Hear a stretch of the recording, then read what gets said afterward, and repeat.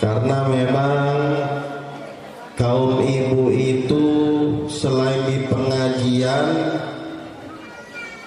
mereka banyak juga di pasar-pasar, pusat pertokoan, pesta pernikahan. Kira-kira di neraka lebih banyak kaum ibu atau kaum bapak? Lebih banyak kaum ibu atau kaum bapak? Lebih banyak kaum ibu. Tapi bukan kaum ibu yang tinggal di Tidoli Solok, bukan.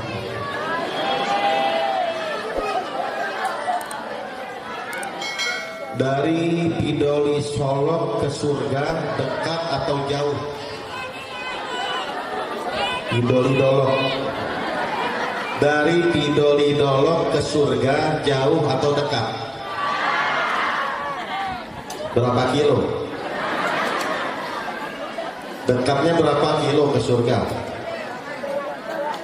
Dari Tidoli Dolok ke neraka jauh atau dekat? Berapa kilo jauhnya? Kalau memang kita katakan jauh, berapa kilo? Dekat berapa kilo dekatnya? Surga itu dekat atau jauh? Rasulullah bersabda, al jannatu agrabu ila ahadikum wan naru, al jannatu agrabu ila ahadikum min syiraki na'lik wan naru mithlu dhalik. Rasul bersabda, surga itu dekat sekali, bahkan lebih dekat dari sandal yang kalian pakai dengan pasangannya. Kita memakai sandal yang kanan dan yang kiri berdekatan atau berjauhan? Berdekatan. Tidak mungkin kita memakai sandal yang kanan kiri berjauhan, jaraknya tidak mungkin, selalu berdekatan, yang kanan dan yang kiri. Kata Rasulullah, surga lebih dekat dari sandal yang kalian pakai dengan pasangannya. Namun ada terusannya hadis itu, wan naru mithlu dzalik. Akan tetapi neraka seperti itu juga dekatnya. Surga lebih dekat dari sandal yang kalian pakai dengan pasangannya, neraka juga seperti itu. Tinggal kita memilih, kita ingin berada dekat di surga atau malah kita ingin berada dekat dengan neraka. Namun alhamdulillah, kampung kita ada pengajian, kampung kita ini ada majelis zikir, kampung kita ini ada majelis ilmu. Idza marartum bi rawdah min riyadil jannah ala farta'u. Apabila kamu melewati taman surga yang ada di dunia, jangan sampai tidak mampir. Sahabat bertanya, apakah ada taman surga di dunia ya Rasulullah? Ada, yaitu hilajul zikir wa fi riwayah hilajul ilm. Ada surga dunia itu. Apa ya Rasulullah? Perkumpulan yang dibaca zikir, perkumpulan yang dibahas ilmu. Alhamdulillah, kita berkumpul di perkumpulan ini, kita berzikir, kita membahas ilmu, kita bersolawat, kita membaca ayat Al-Quran. Walaupun memang keadaan saat ini cukup panas, kulit tubuh kita terasa panas, namun hati kita merasakan kesejukan karena kita saling bertatap muka, menyambung tali silaturahim. Kita berkumpul mengingat Allah dan Rasulnya. Kita berkumpul untuk mengharapkan ridha Allah, ganjaran pahala dari Allah Subhanahu wa ta'ala, yang itu semua membawa kesejukan dalam hati kita. Maka saya mengucapkan selamat kepada warga desa atau kampung Tidoli Dolok, saat ini di kampung kalian sudah ada taman surganya. Mereka yang sering menghadiri taman surga, yaitu majelis ilmu, majelis zikir, maka itu menjadi satu sebab akan dimasukkan ke dalam surganya Allah yang hakikatnya surga. Rasulullah sallallahu alaihi wasallam telah bersabda bahwasanya mereka yang mencari jalan, man salaka tariqan yaltamisu fihi ilman sahhalallahu lahu bihi tariqan ilal jannah. Barang siapa yang mencari jalan untuk menuntut ilmu, maka Allah akan permudah jalan baginya menuju surga Allah subhanahu wa ta'ala. Maka mereka yang sering hadir di majelis ilmu, majelis yang dikaji ilmu Rasulullah, maka orang-orang itulah yang tidak akan kesasar menuju surganya Allah subhanahu wa ta'ala. Lalu apa sebetulnya tujuan kita menuntut ilmu? Tujuan kita menuntut ilmu salah satunya dan yang paling utama ialah untuk kita menambah rasa takut kepada Allah subhanahu wa ta'ala. Al-ilmu bil a'mali yazku wa bil ahwali wa laysa bil aqwali wa kathratul jidali. Al-ilmu khasyata kulluh yu'rafu bidzaka ahluh.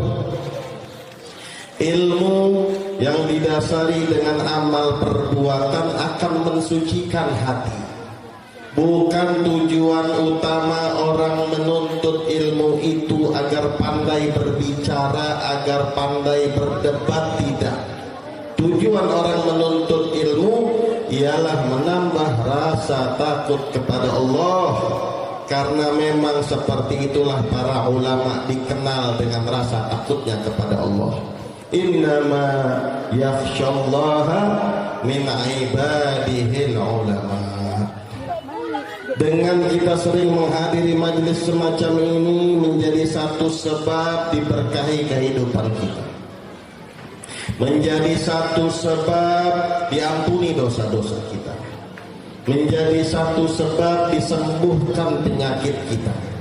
Karena memang para ulama terdahulu jika mereka merasakan sakit, adanya penyakit dalam tubuh mereka, yang pertama kali mereka datangi ialah majelis ilmu. Di majelis ilmu tidak hanya menyembuhkan penyakit jasmani, melainkan penyakit rohani disembuhkan oleh Allah Ta'ala. Bagi mereka yang tulus, ikhlas, mengharap ridha Allah Ta'ala guna menghadiri majelis ilmu. Sebab Rasulullah sallallahu alaihi wasallam tidak mewariskan uang dirham, tidak mewariskan uang dinar, melainkan yang diwariskan oleh Rasulullah ialah para ulama. Dari ulama, alhamdulillah, kita dapat mengenal ilmu, kita dapat mengenal tata cara sholat, mengerti membaca suratul Fatihah. Kita dapat mengenal Rasulullah sallallahu alaihi wasallam melalui lisan mereka. Bahkan tidak sedikit di antara mereka yang mendapat hidayah dari Allah Ta'ala disebabkan menghadiri majelis ilmu. Di zaman Al-Habib Hasan bin Saleh Al-Bahar, salah satu dzurriyyat, salah satu keturunan Rasulullah yang mempunyai marga Al-Bahar. Bahar artinya laut. Diberikan marga tersebut Al-Bahar karena beliau dikenal sebagai lautan ilmu. Beliau pernah pergi berdakwah, naik perahu kecil, tiba-tiba ada ombak yang besar.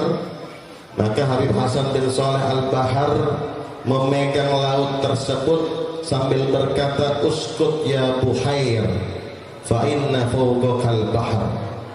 Diam wahai laut yang kecil, sesungguhnya di atasmu adalah lautan yang besar. Habib Hasan bin Saleh Al-Bahar pernah mengadakan suatu pengajian Selasa sore. Beliau setiap Selasa sore mengadakan pengajian di rumahnya. Kemudian ada salah satu peserta majelis yang hadir di majelis beliau. Yang hadir di majelis beliau ini seorang rentenir. Bapak Ibu tahu rentenir? Rentenir meminjamkan uang 1 juta, ingin diminta untuk dikembalikan uangnya 1.200.000, 1.500.000. Rentenir pelaku riba. Rentenir ini mendatangi majelis Habib Hasan bin Saleh Al-Bahar, tujuan sebetulnya bukan untuk menuntut ilmu, tetapi ingin mencari tahu siapa saja orang yang pernah hutang kepadanya belum bayar. Dia datang, dilihat fulan, oh fulan yang duduk di depan ini masih sisa sekian juta rupiah hutang sama saya. Oh ini fulan bin fulan janji tanggal sekian sampai sekarang belum bayar. Tujuan rentenir bukan untuk menuntut ilmu, mencari orang yang hutang kepadanya belum bayar. Namun sambil menunggu majelis selesai, rentenir itu ikut duduk mendengarkan petuah nasihat yang disampaikan oleh Habib Hasan bin Saleh Al-Bahar. Alhamdulillah hidayat Allah turun. Selesai majelis, tiba-tiba dia merasa ketenangan dalam jiwa, dalam hati, dan beliau berniat untuk bertaubat kepada Allah Subhanahu wa ta'ala. Dia ingin bertemu dengan Habib Hasan, tidak berjumpa dengan sang guru. Kemudian dicari ada murid dekatnya, dipanggillah murid dekatnya itu. Kemudian curhat, aku ini rentenir, namun ketika aku masuk majelis ini aku seperti merasakan ketenangan jiwa. Saat ini juga aku ingin bertaubat kepada Allah. Tolong beritahukan cara bagaimana taubatku diterima oleh Allah Ta'ala.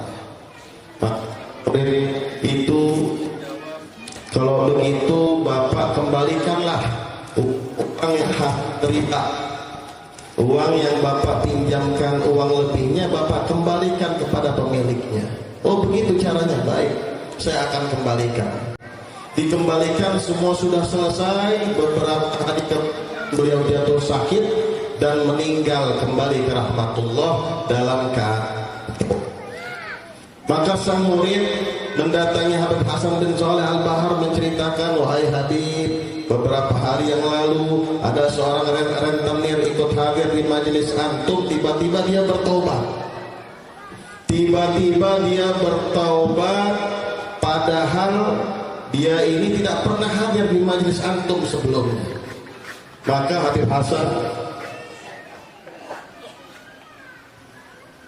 Hasan menjawab, ya aku tahu dia seorang rentenir.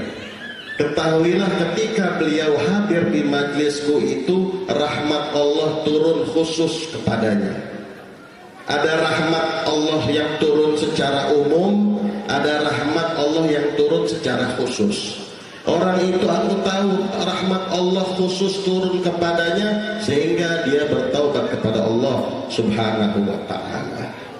Maka dari itu kita mengharap agar mungkin yang hadir di majelis ini kebagian rahmat khusus dari Allah Subhanahu wa ta'ala. Sebelum hadir di majelis jarang sholat di awal waktu, mudah-mudahan pulang dari majelis ini sholat di awal waktu. Sebelum hadir majelis jarang sekali untuk sholat berjamaah, pulang dari majelis ini insya Allah lebih perhatian dengan sholat berjamaahnya. Sebelum hadir ke majelis ini jarang sekali membaca Al-Quran, pulang dari majelis ini mudah-mudahan rajin membaca Al-Quran.